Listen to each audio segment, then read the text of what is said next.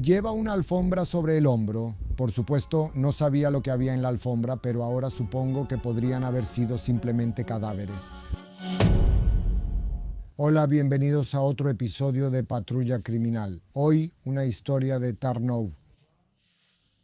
Desde hace algún tiempo hay una casa conventual de las hermanas siervas de la Madre de Dios, la Virgen Inmaculada, y es una casa conventual en la calle Nowy Świat, precisamente en Tarnów. Y las hermanas de esa orden desde hace algún tiempo sentían que de algún lugar cerca del muro del convento salía un olor fétido, pues simplemente todo olía de manera macabra, pero también llegaron a la conclusión de que tal vez ese olor provenía de algún animal. De hecho, en el pasado ahí se habían encontrado algunos animalitos, pero parecía que ese tipo de fetor no podía provenir de un animal pequeño. Pero las hermanas al final no le dieron importancia a todo eso pensando que no había problema, pero ahora, unos años después, resultó que sí había un problema. Los invito a ver el próximo episodio.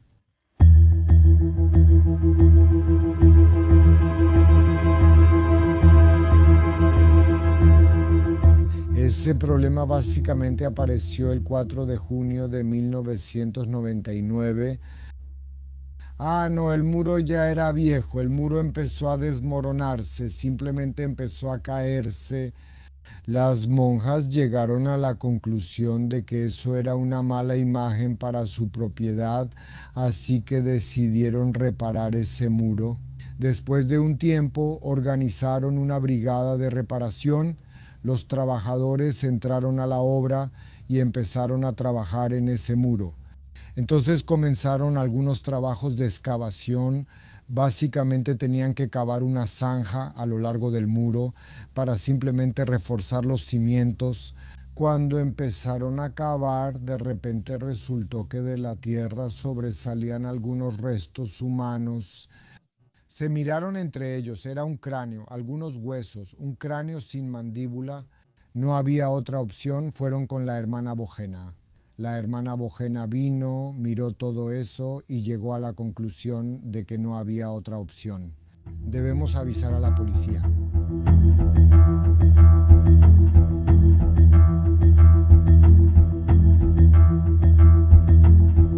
Sin duda eran restos humanos, pero no se sabía si eran de una mujer, hombre o niño. Y sobre todo cómo murió esa persona o si fue asesinada, nadie podía decirlo. Claro, todos esos huesos y el cráneo se enviaron al departamento de medicina forense. Entonces los policías empezaron a preguntarse qué hacer con eso, comenzaron a interrogar a las monjas, aquí a las monjas. Entre otras cosas, la hermana Juana dijo que, de hecho, hace algunos años provenía de esa zona, más o menos donde se encontraron esos huesos. Un cierto hedor del que les hablé antes, pero las monjas tampoco sabían nada más, tampoco. Se suponía eso ya que Tarnów tenía experiencia. En la Segunda Guerra Mundial la gente moría. Muchas de esas personas nunca fueron encontradas, así que se suponía que tal vez era un crimen de la época de la Segunda Guerra Mundial o de los tiempos del estalinismo. Podía ser de diferentes maneras durante la autopsia, ya sabes, el médico que hacía la autopsia o examinaba esos huesos. Sin embargo, llegó a la conclusión de que esos no eran huesos que habían estado enterrados durante muchos años o, por ejemplo, varias décadas, sino que eran huesos que habían sido enterrados o que se encontraban en la tierra desde hace poco tiempo. Sí, según calculó, quizá desde hace 4 o 5 años. Bueno, si es así, se puede suponer que esta persona no murió de una manera natural, porque ¿de dónde salió? De repente, junto al muro del monasterio, había que suponer que esa persona simplemente fue asesinada.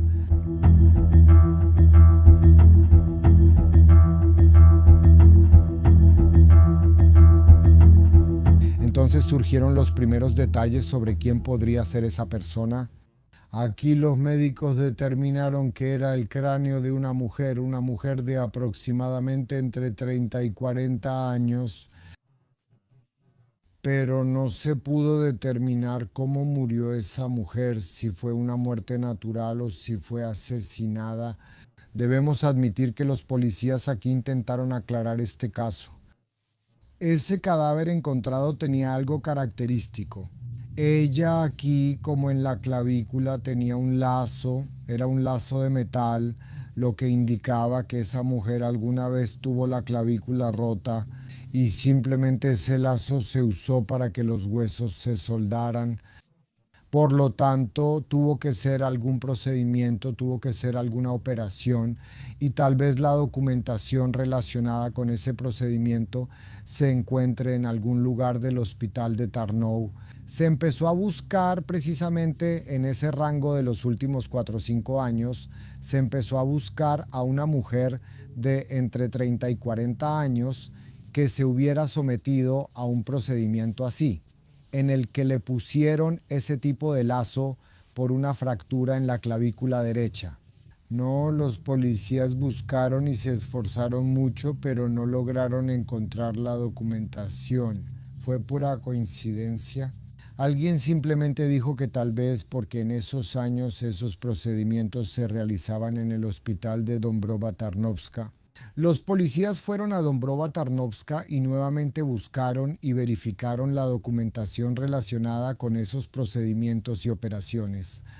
Y eso resultó ser, como se supo después, un acierto total. Dieron con Marta, de 31 años, quien era considerada desaparecida.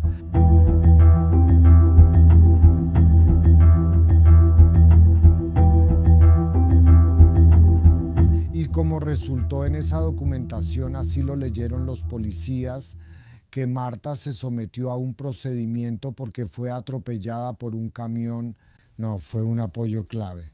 De hecho, se empezó a verificar la información sobre la denuncia de una persona desaparecida y efectivamente se encontró una denuncia así. Parecía que Marta salió de su casa el 2 de octubre de ese año, es decir, casi 4 años antes. Salió de su casa, fue a la tienda, iba a hacer unas compras y simplemente iba a regresar pronto, pero nunca volvió. Marta tenía 2 hijos, un hijo y una hija, que estaban al cuidado de la pareja de Marta, Adán. El mismo Adán, cuando le preguntaron si sabía algo sobre la desaparición de Marta, su pareja, dijo que no tenía ni idea, que en realidad así fue, que ella salió y que iba a regresar. Nunca volvió a ponerse en contacto y él simplemente no sabe qué le pasó.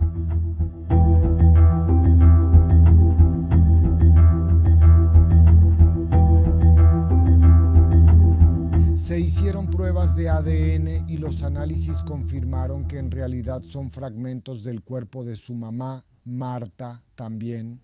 Era el año 1999, recuerden que básicamente no se hacían pruebas de ADN, apenas estaban comenzando. Como recuerdan, yo dije que creo que las primeras pruebas de ADN se hicieron en el caso de la llamada piel, o sea, de Katarzyna, de quien se encontraron fragmentos del cuerpo. Pero ese es un caso completamente diferente, uno de los más sonados en la historia de Polonia, pero fue entonces cuando se hicieron esas pruebas por primera vez. No había dudas de que era ella, esa mujer de 31 años que estaba desaparecida en ese momento. Se inició el procedimiento, pero se inició en febrero de 2001 y se cerró inmediatamente en marzo de 2001. O sea, parece que toda la investigación sobre Marta duró apenas un mes. También que ni la policía ni la fiscalía tenían idea de qué hacer con este caso, porque así fue. Primero, no se sabía de qué manera murió Marta. Con base en esos huesos, en esos fragmentos, no se pudo determinar de qué murió o si tal vez fue asesinada, pero aquí era difícil suponer que realmente se había cometido un asesinato. Por lo tanto, al no tener ninguna idea, tanto la policía como la fiscalía simplemente archivaron el caso por no haberse cometido ningún delito.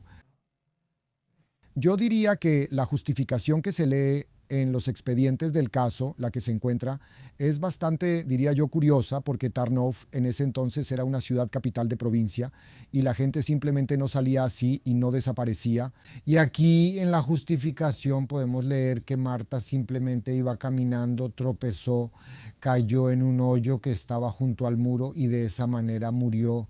No, curioso diría yo, si no fuera por la tragedia de esta historia, sería una justificación casi ridícula porque sabemos que Marta no se enterró sola, así que desde ese punto de vista fue una justificación bastante curiosa. En cuanto a que realmente no se sabía qué le había pasado a Marta, eso es otra cosa. En ese momento el caso quedó sin resolverse, no se resolvió.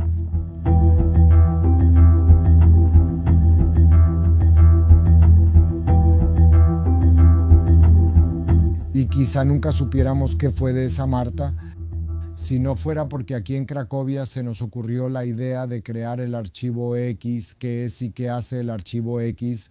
Por supuesto que ya lo saben muy bien. Esto también coincidió con el hecho de que en 1999 tuvimos una nueva división administrativa del país, que desaparecieron algunas provincias, entre ellas la provincia de Tarnów y la de Nowy Sącz. Pero sucedió que los expedientes de este tipo de casos, casos archivados no resueltos, llegaban a la comandancia provincial en Cracovia, porque aquí simplemente estaba la provincia y estos casos también. Solo los policías del archivo X de la Comandancia Provincial de Policía en Cracovia tenían acceso a estos casos. Y en algún momento, claro, todo esto tomó tiempo, porque recién en el año 2002 los expedientes de este caso de Marta llegaron a manos de los policías, revisaron estos materiales y concluyeron que en efecto aquí los policías de Tarnów se esforzaron mucho para aclarar quién era la persona que murió, que era Marta. Sin duda se esforzaron mucho en buscar la documentación.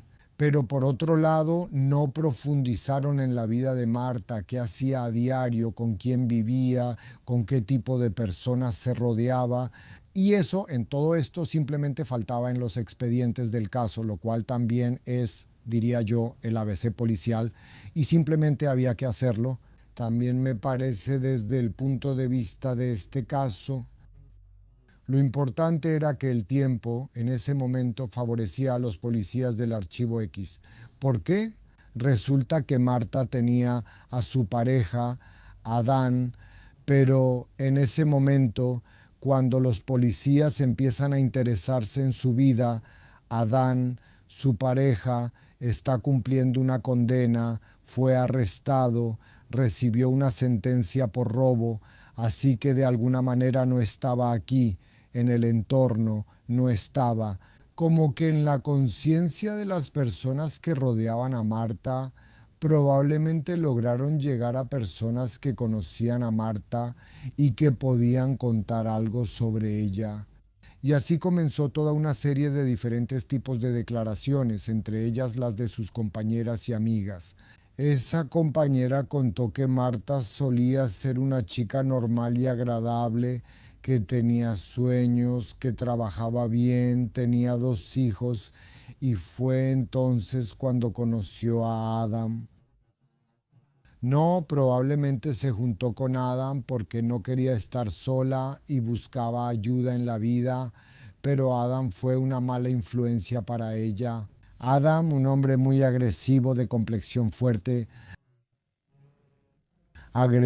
persona desagradable y propensa a la agresión, pero también le encantaba mucho el alcohol y después de un tiempo también metió a Marta en la bebida y muy seguido tomaban juntos. Esa amiga también mencionó que Marta se sometió a ese procedimiento, una operación en la que le colocaron una banda. No es cierto que la atropelló un camión, como se escribió en la documentación en ese momento, pero eso fue porque Adán la golpeó tan fuerte que le rompió la clavícula y ella le tenía miedo, así que en el hospital dijo que la había atropellado un coche. Ese fue el primer testimonio que ofreció una perspectiva distinta sobre el caso.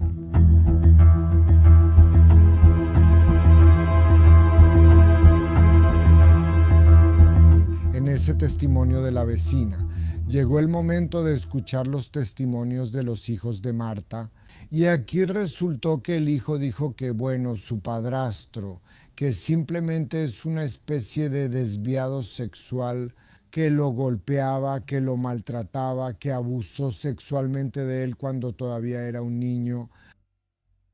La hija afirmó lo mismo. La hija afirmó que él debía protegerlos, pero fue su verdugo y abusó sexualmente de ella a los 11 años, que él era un monstruo. Le exigía sexo a Marta cuando estaba borracho, que a menudo en el momento en que, cuando ella se negaba a tener relaciones, la golpeaba e incluso desnuda simplemente la arrojó por el balcón. Hizo lo mismo con ese chico. No, parecía que él simplemente era un abusador doméstico, que en el momento en que se llevaba el caso, antes nadie hablaba de eso.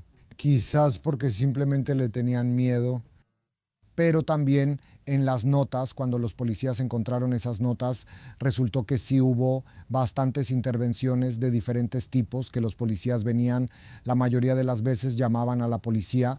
Los vecinos que escuchaban esos gritos, las llamadas de auxilio de Marta y los niños que veían a Marta corriendo desnuda por el vecindario, pues todo eso los vecinos lo veían e intervenían también. Es sorprendente justamente desde ese punto de vista porque Adam no llamó la atención en ese momento. Tal vez sí lo estuvo y tal vez no encontraron pruebas suficientes en su contra. En cuanto a que maltrataba a su familia, no había ninguna duda, pero claro, el hecho de que maltratara no significaba necesariamente que hubiera matado a Marta.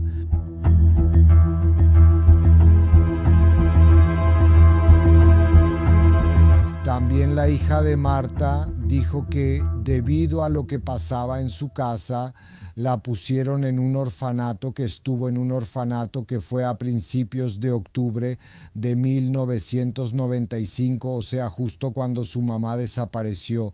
Adam fue a ver a la niña y le dijo al cuidador que la madre de esa niña está muy enferma, que necesita cuidados, que simplemente tiene que hacerse cargo de ella. Y ese cuidador o todo el orfanato aceptó eso sin cuestionarlo, porque de hecho se llevó a la niña del orfanato y la llevó a casa, como resultó después. Por supuesto, Marta no estaba, Adam mintió, trajo a la niña a casa para que, sabiendo que Marta no iba a regresar, de alguna manera reemplazara a la madre. También a raíz de todo esto surge la pregunta, ¿por qué el orfanato dejó salir a la niña? ¿Por qué no verificaron todo esto? Eso también es algo que no debería haber pasado, además de todo lo demás. Pues creo que esas personas empezaron a hablar porque no tenían miedo en ese momento de Adán. Aparecieron las declaraciones de la madre de Marta, quien dijo que en ese tiempo, es decir, a principios de octubre, su hija vino a devolverle algo de dinero que le debía. Adán le dijo entonces que su hija no estaba desde hacía 3 días y además sugería que probablemente se había escapado, que tenía algún amante, que simplemente se fue con él y que tal vez regresaría, tal vez no, pero que no había de qué preocuparse porque estaba con su amante en algún lugar.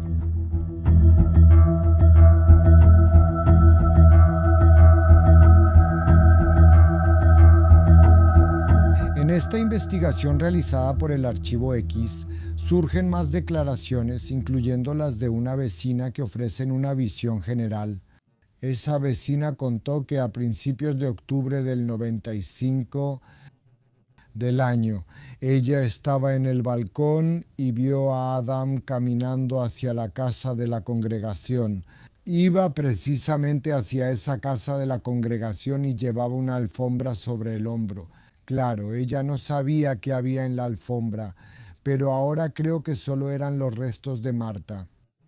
Y probablemente todo eso no habría sido suficiente si no fuera por esos testimonios que diría yo fueron definitivos. Eso fue como ponerle el punto final gracias a mi colega Adam Jasiek pues Jasiek dijo que justamente en octubre, a principios de octubre, vio junto con Adam en algún lugar. Tomaron unas copas y Adam le dijo que probablemente mató a Marta, que empezaron a pelearse todavía en la calle y en el departamento le pegó más y parece que ella está muerta. Incluso le pidió a ese Jacek que fuera con él al departamento para ver si de verdad ella estaba muerta. Pero ese amigo no quiso meterse, no fue con él al departamento. Pero de todo eso se deducía que en realidad Marta estaba muerta. Con base en eso, ya que fue un proceso por indicios, el caso llegó a la corte y los testigos declararon uno a uno, y de eso surgió la imagen de ese tal Adán que maltrataba a Marta, maltrataba a sus hijos, era simplemente una bestia doméstica. Adán fue condenado a la luz de todo esto, recibió 15 años, quizás no sea mucho, pero respondió por el asesinato de Marta. Seguramente si no hubiera sido por pura casualidad, es decir, que los trabajadores se toparon con ese cadáver y luego los policías del Archivo X de Cracovia se hicieron cargo del caso. Probablemente nunca hubiéramos sabido qué le pasó a Marta y a Marta, y quizá miles más serían consideradas desaparecidas.